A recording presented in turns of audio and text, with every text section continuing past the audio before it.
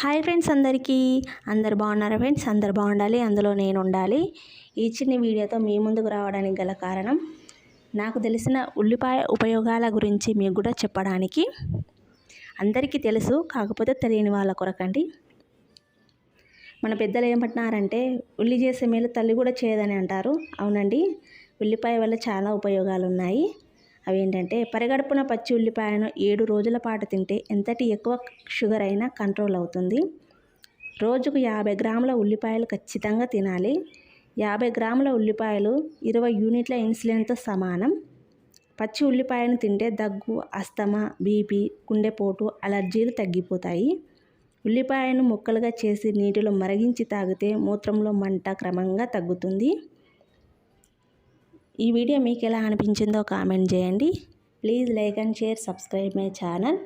జై శ్రీరామ్. ఇందులో ఏమైనా తప్పు ఉంటే క్షమించండి.